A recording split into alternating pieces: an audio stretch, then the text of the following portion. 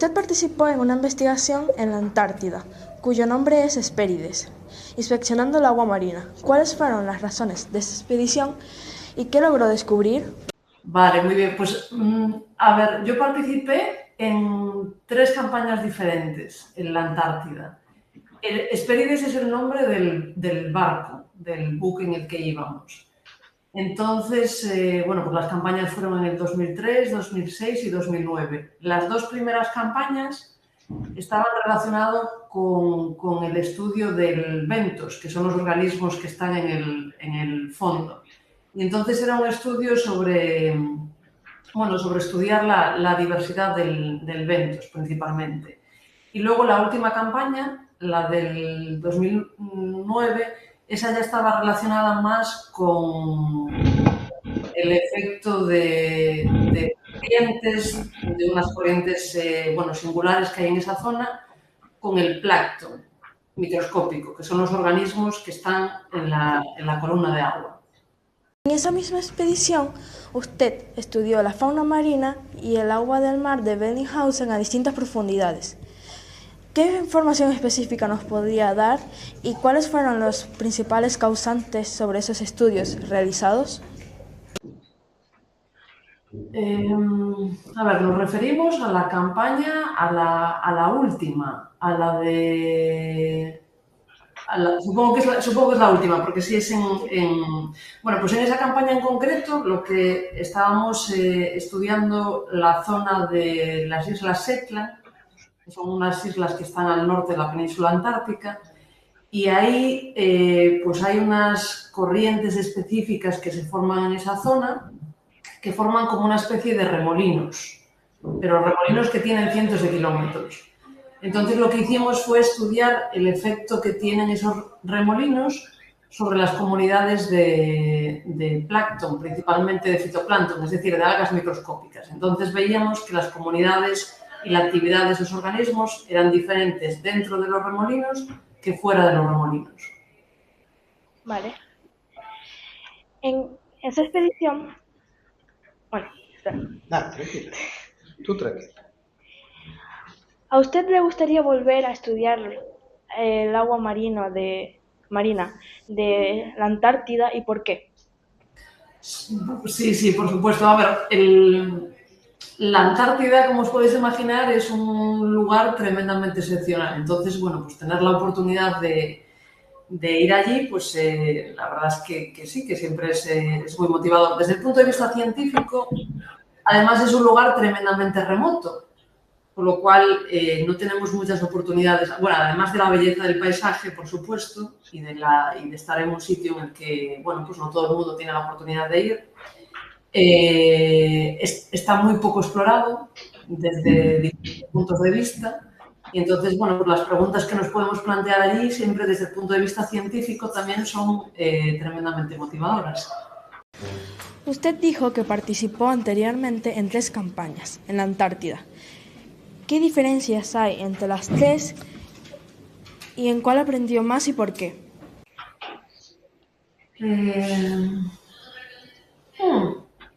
Pues mira, las 2 primeras campañas, la temática era diferente, la temática era completamente diferente. Las 2 primeras campañas os explicaba que estaban relacionadas con el estudio del bentos, es decir, esa fauna que vive pegada, o sea, próxima al sedimento. Mientras que la última estaba relacionada con el estudio de las corrientes y el plancton. Mi tema de investigación, mi línea de investigación está mucho más relacionada con la columna de agua y el plancton, con lo cual la primera campaña, las 2 primeras campañas que eran sobre el bentos, igual aprendí más desde el punto de vista de que no conocía mucho sobre esa parte de los organismos. Y luego hay otra cuestión, que es, cuando estudiamos el bentos, los organismos son macroscópicos, los vemos a simple vista.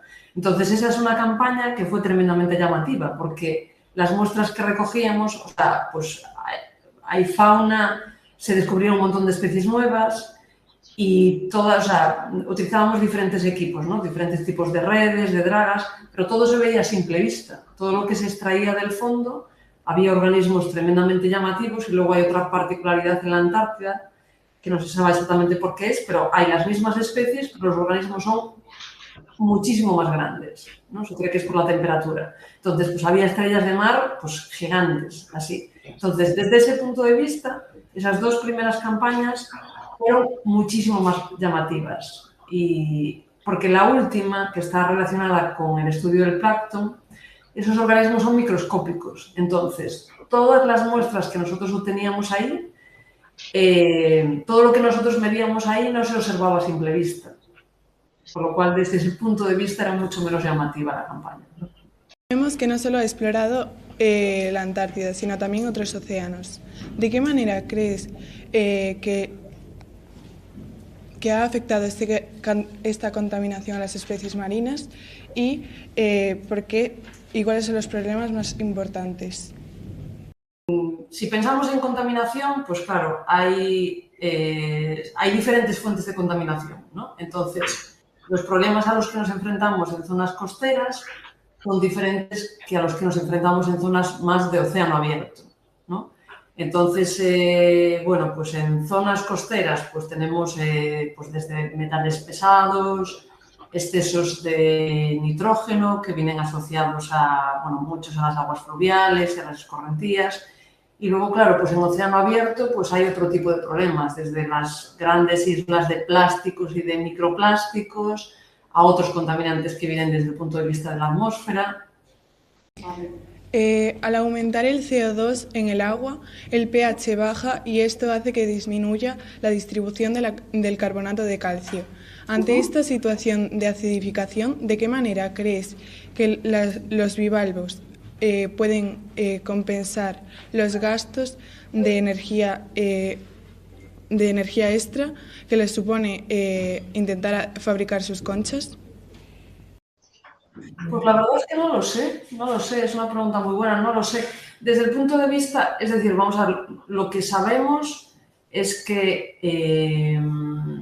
bueno, y es controvertido porque salen resultados en diferentes zonas, pero lo que sabemos básicamente es que al bajar el pH, eso, bueno, por un lado disminuye la calcificación de esos organismos, todos los que tienen caparazones de carbonato cálcico, pero luego además disuelve las conchas que están formadas y muchas de las cuales están sedimentadas en el fondo del océano, bueno, en el fondo y la columna de agua están sedimentando, provoca su disolución.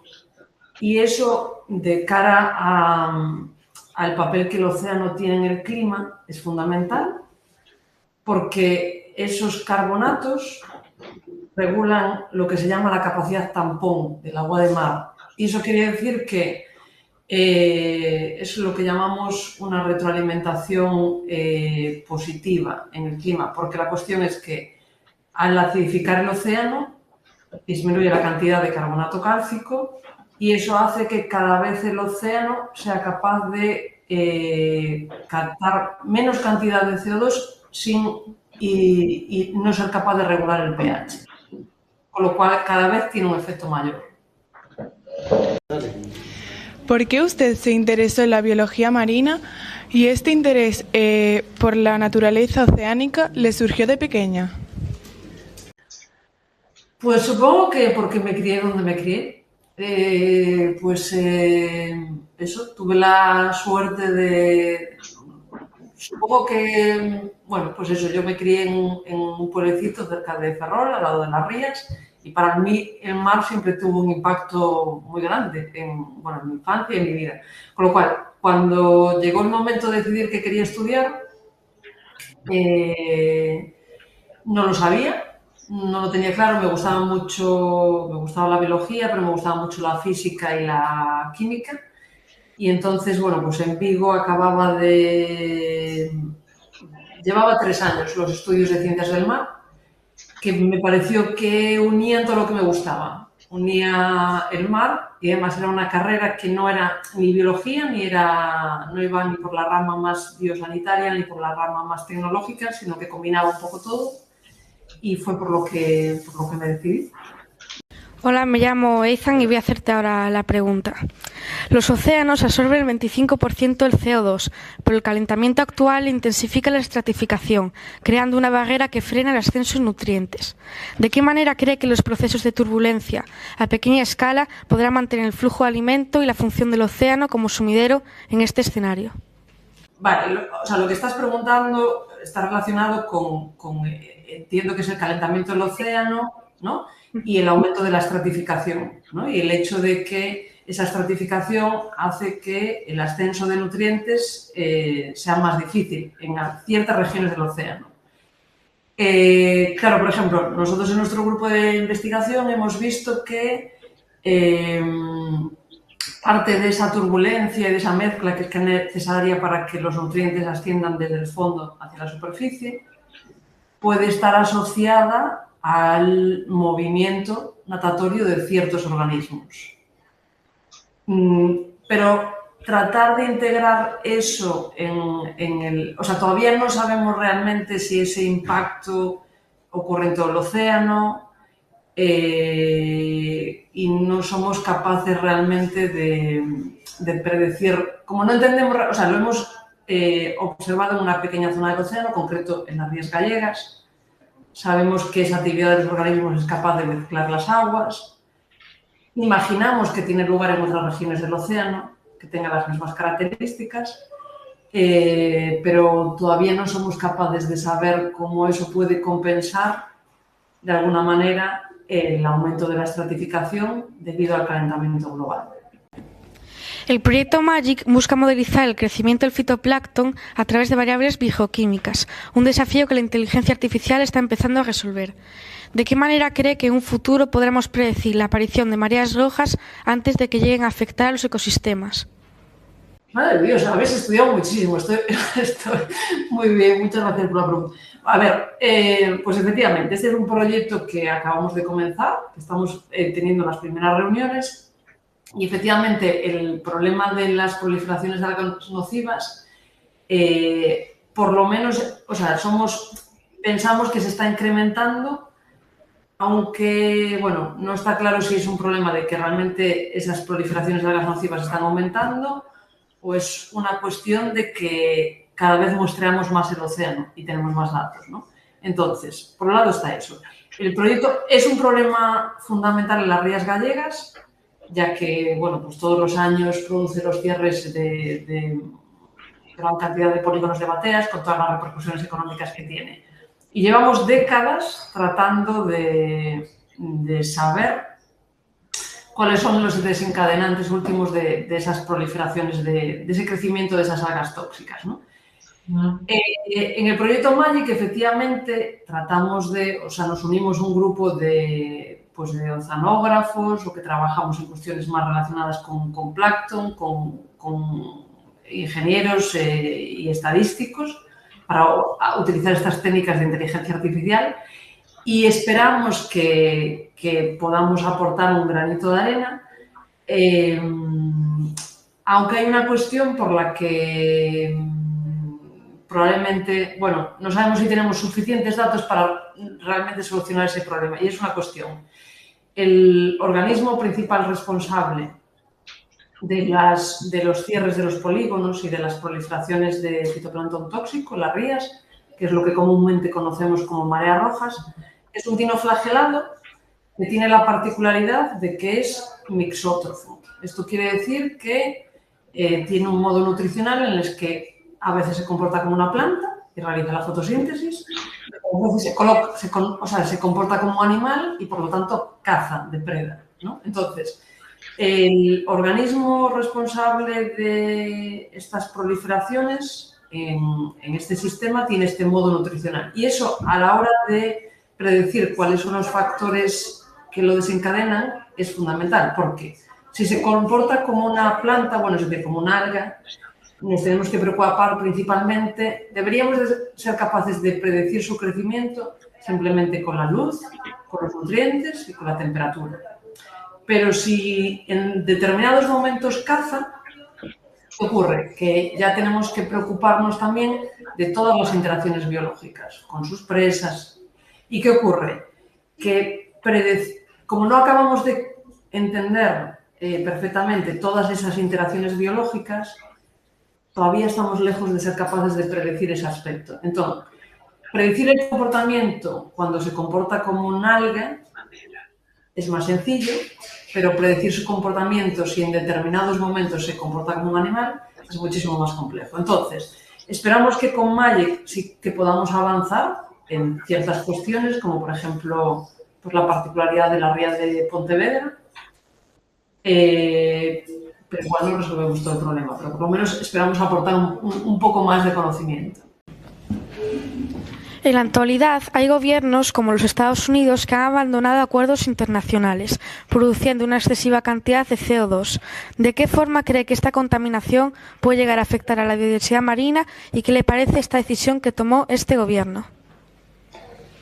Bueno, evidentemente eso es un paso para atrás, está claro, ¿no? Es decir, cuando vemos los registros de las emisiones de dióxido de carbono, claramente tiene, o sea, las cuestiones que pasan a nivel global tienen una repercusión muy clara. Por ejemplo, en la época de la pandemia, pues se ve como una ralentización del incremento de dióxido de carbono. Y luego hay otra cuestión, que es que aunque nosotros tomáramos una medida ahora de reducción de emisiones, el sistema tarda muchísimo tiempo en incorporarlo. Entonces, aunque nosotros redujéramos las emisiones ahora, la concentración de dióxido de carbono seguiría aumentando. Pero si no hacemos nada, si no hacemos absolutamente nada, sabemos que la temperatura del planeta va a seguir aumentando, sabemos que la acidificación de los océanos va a seguir aumentando y hay muchísimas evidencias científicas ya demostradas de todas las repercusiones que eso tiene. Entonces, bueno, pues sin lugar a dudas, eso es un paso atrás. El cambio climático está trayendo a Galicia lluvias extremas. ¿Cómo cree que afecta la disminución de la salinidad a especies marinas como la almeja o el berberecho?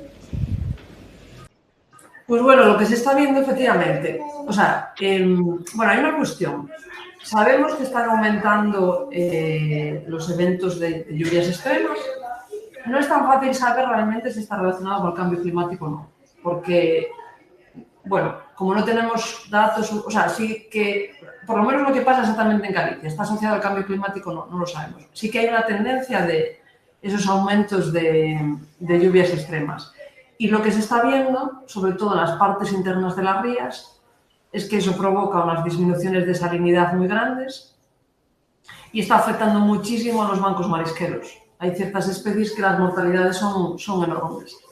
Entonces, bueno, pues lo que se está viendo efectivamente es que, sobre todo en esas partes internas, la mortalidad aumenta.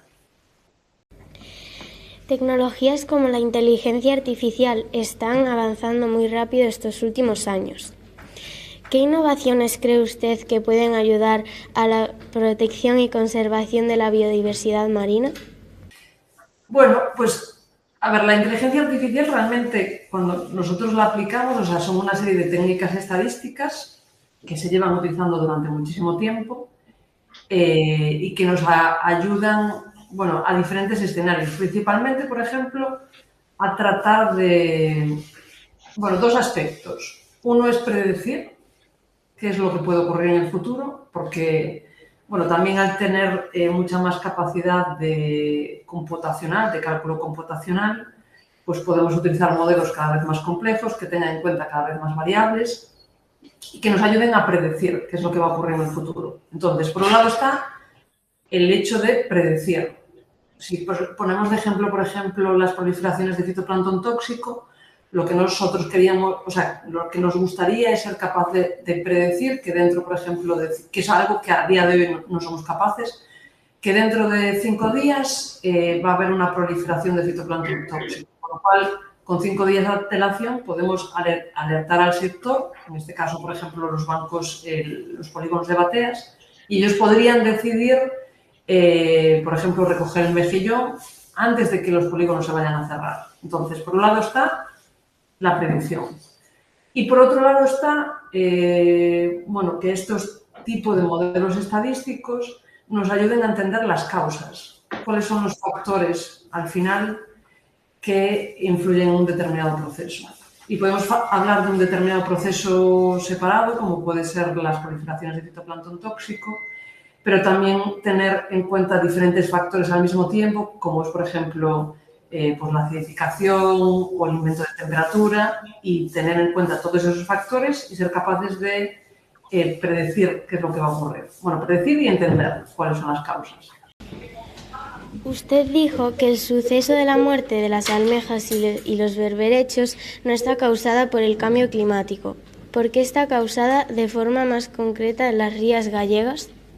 No dije que no estuviera. Dije que es difícil, es decir, en general, con todos los sucesos, es difícil relacionar eventos concretos con el cambio climático. Es decir, sabemos que hay, y por una cuestión, porque el sistema, o sea, cuando pensamos en la Tierra y en la biosfera, el sistema es tremendamente complejo, ¿no? Entonces, y hay muchos procesos que tienen variabilidad natural. Entonces, cuando vemos un evento concreto, por ejemplo, incremento en 1 año o 2 años de incendios forestales, ¿sabemos que eso en concreto que pasa en Galicia es debido al cambio climático? No lo sabemos.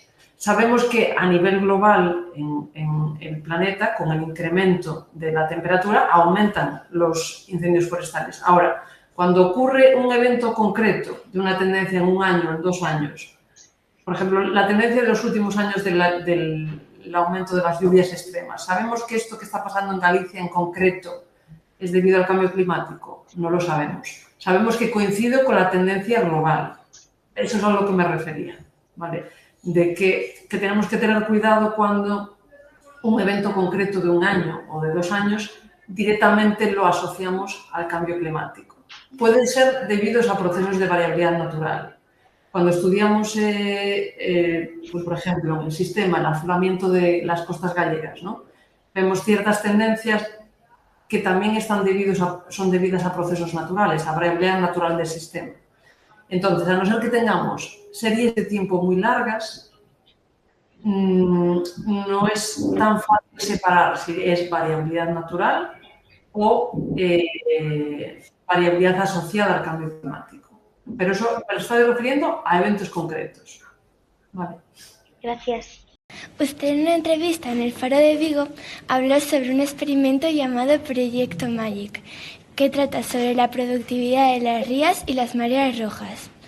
Allí, que desarrolló junto a Nora Villanueva y Marta Sestelo. Allí comentan que recurrieron a la inteligencia artificial. ¿De qué manera la utilizaron y qué resultados obtuvieron en este caso particular? Aún no puedo hablar de resultados porque el proyecto acaba de arrancar, ¿vale? El proyecto comenzó este año. Entonces, aún estamos en la fase de se está incorporando el personal que contratamos. Estamos justo a la vuelta de vacaciones de Semana Santa.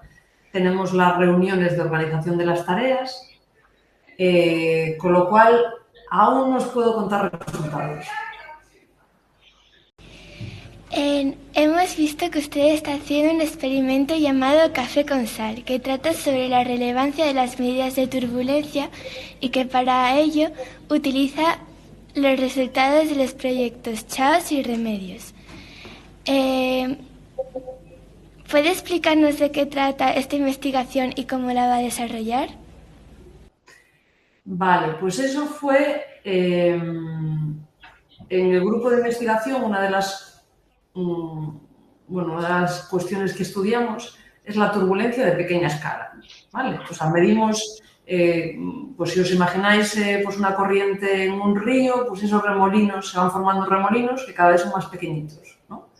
Entonces, en el océano tenemos turbulencia y remolinos de gran escala, que tienen cientos de kilómetros, y luego pues hay remolinos cada vez más pequeñitos. Y hay algunos que son tan pequeñitos que realmente no los vemos, son escalas de centímetros. Pero eso tiene una gran influencia, por lo que hablábamos antes, del transporte o sea, tiene influencia en los factores que le influyen a las algas microscópicas, al fitoplancton, porque afectan al ascenso de nutrientes desde el fondo, al tiempo que las células pasan en una determinada columna de agua, porque claro, no es lo mismo, si la turbulencia es muy alta, pues van a estar subiendo y bajando, subiendo y bajando. Si la turbulencia es baja, se quedan en una posición de la columna de agua. Con lo cual, esa turbulencia de pequeña escala tiene un papel fundamental en los recursos que les importan a estas algas microscópicas, al fitoplancton, ¿vale? Entonces, en esas investigaciones lo que hicimos fue juntar datos que teníamos de diferentes zonas del océano, en zonas productivas como son las rías, otras zonas menos productivas como son las zonas de océano abierto, y lo que hicimos fue tratar de ver cómo las diferentes condiciones de turbulencia afectaban a las diferentes condiciones de luz y de nutrientes y cómo eso afectaba a que dominaran unos grupos de algas, unos grupos de fitoplancton u otros grupos de fitoplancton, lo cual a su vez tiene una gran repercusión, por ejemplo, en el funcionamiento del océano en el clima, porque no es lo mismo que dominen un tipo de células que otras. Unas captan más dióxido de carbono, lo exportan hacia el fondo, otras no. Entonces, lo que queríamos ver es cómo esa turbulencia de pequeña escala, con datos de diferentes zonas del océano, afectan a esos recursos y eso influye en que dominen unos grupos u otros grupos. Y respecto al experimento de Proyecto MAGIC, ¿qué resultados cree que va a obtener? Pues una de las cuestiones principales que a mí me gustaría resolver, que es algo que llevamos décadas tratando de explicar, es por qué la ría de Pontevedra es lo que llamamos un epicentro de toxicidad. Porque hay ciertos polígonos de bateas, por ejemplo en la zona de Bueu, que están cerrados 300 días al año. Eso quiere decir que hay un sistema, en Galicia tenemos un sistema de monitoreo que está llevado por una institución que es el ITECMAR, que todas las semanas recogen muestras en las diferentes rías, muestras en la columna de agua, muestras en el sedimento, analizan el número de células que son potencialmente tóxicas, analizan las toxinas y en función de esos datos determinan si los polígonos y las zonas de marisqueo están abiertas a la extracción o no. Bueno, pues hay una zona en toda la ría de Pontevedra, no sabemos por qué, acumula muchísima toxicidad y hay ciertos polígonos que durante 300 días al año están cerrados, no se puede extraer debido a la acumulación de esa toxina. Entonces, una de las cuestiones que a mí me encantaría resolver es a qué se debe esa toxicidad. Creemos que está relacionada con que la ría de Pontevedra presenta particularidades desde el punto de vista de las corrientes que hay allí, pero no lo sabemos, esa es la hipótesis que tenemos. Sabemos que las algas son uno de los organismos más importantes de los océanos y que son al mismo tiempo organismos muy sensibles. ¿Cómo cree que se vería afectar la biodiversidad marina de las costas atlánticas si éstas disminuyesen o desapareciesen por contaminación ambiental? ¿Te refieres a las algas, a las macroscópicas o a las microscópicas? ¿O a todas? A todas en sí. A todas en general. Si desaparecieran, tendríamos problemas muy grandes, porque a estas algas les debemos muchísimas cosas.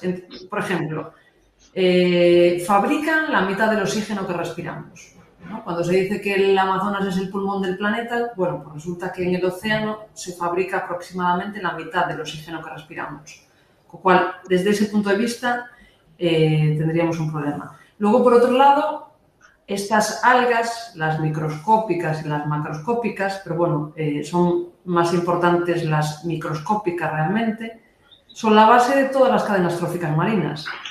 Con lo cual, gran parte de los recursos que nosotros utilizamos, por ejemplo, el pescado, el consumo del pescado, al final se basa en la existencia de estos niveles tróficos que sustentan todas esas cadenas tróficas. Entonces, pues claro, tendríamos un gran problema desde el punto de vista de los ciclos de oxígeno y de carbono y desde el punto de vista de los recursos. En estos tiempos las personas están bastante despreocupadas por la protección marina. ¿Cómo crees que se podría concienciar a las futuras generaciones a proteger lugares marítimos y la biodiversidad marina? Bueno, pues supongo que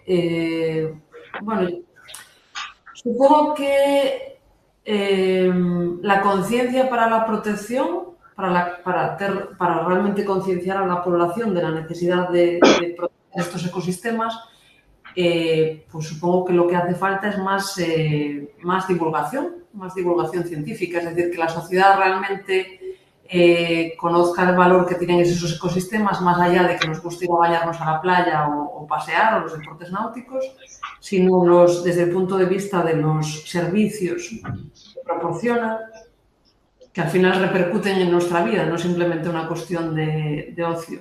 Entonces, bueno, yo pienso que la concienciación, para concienciar a la sociedad es necesario igual pues más conocimiento, igual quizás más campañas de divulgación dedicadas al público general. Dime, ¿cuáles son tus principales retos y proyectos que tienes para el futuro? Bueno, en estos momentos, claro, lo que tengo en la cabeza es el tema de entender. Está centrado en las rías, son problemáticas de las rías, que es lo que me apetece en estos momentos, y va en dos líneas. Uno es entender qué es lo que controla. O sea, las rías gallegas son uno de los ecosistemas más productivos del planeta, ¿vale? Similar a los bosques tropicales. Pero no acabamos de entender por qué son tan productivas. O sea, sabemos que es debido a que están situadas en una zona de afloramiento, pero no acabamos de saber por qué son más productivas, por ejemplo, que la costa de Portugal, que tiene afloramiento pero no tiene rías. Y otra cosa que no entendemos es qué es lo que controla estos cambios de productividad. Porque sabemos que cambia a escala estacional, que cambia a escala de días y que también cambia a lo largo de los años, pero no sabemos qué es lo que controla. Entonces, esa es una de las cuestiones que me gustaría resolver junto con la problemática de las proliferaciones de algas nocivas.